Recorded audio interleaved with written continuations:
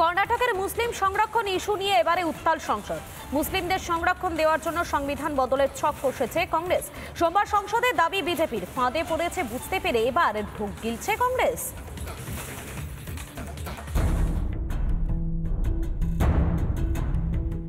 How can we accept reservation on the basis of religious identity?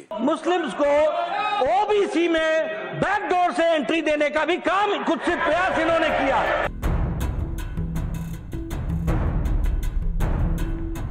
Congress যে কতটা সংবিধান বিরোধী তা ফের একবার প্রকাশ্যে। ফের একবার কংগ্রেসের মুসলিম তোষণের রাজনীতি প্রকাশ্যে। ফের একবার মুসলিম সংরক্ষণ নিয়ে শতাব্দী প্রাচীন দলের সুপ্ত বাসনা পরিষ্কার।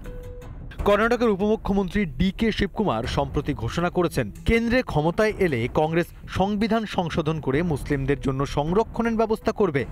তারপরেই সোমবার সংসদে প্রশ্ন তোলেন সংসদ বিষয়ক মন্ত্রী। কংগ্রেসের বিরুদ্ধে প্রশ্ন তুলেছেন কেন্দ্রীয় স্বাস্থ্যমন্ত্রীও। Not only BJP and NDA, every party, every individual, every citizen of India has to oppose it. How can we accept reservation on the basis of religious identity? It is a very serious fraud committed by Congress party on the constitution and the people of India. Let us not take things lightly.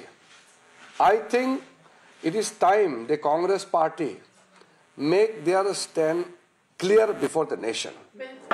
Congress का इतिहास रहा है, चाहे वो कर्नाटक की विधानसभा रही, ठेकेदारों को कॉन्ट्रैक्ट देने के लिए 4% का रिजर्वेशन का प्रस्ताव पारित किया है।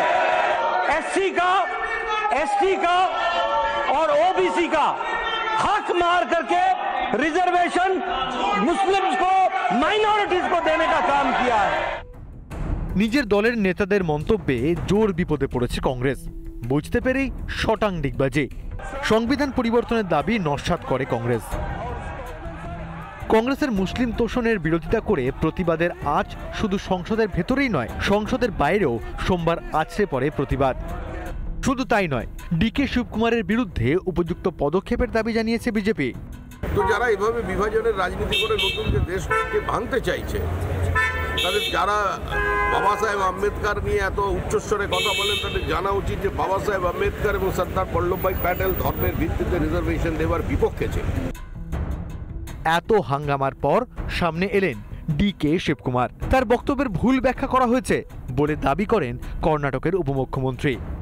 Sensible senior politician then mister Nadda.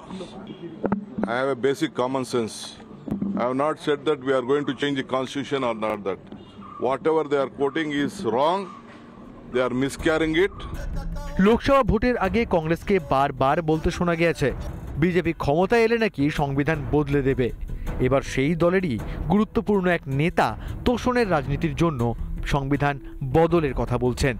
DK. শিবকুমারের এই মন্তব্যেই পরিষ্কার কংগ্রেসের কথা আর কাজের মধ্যে আকাশ পাতাল ফারাক।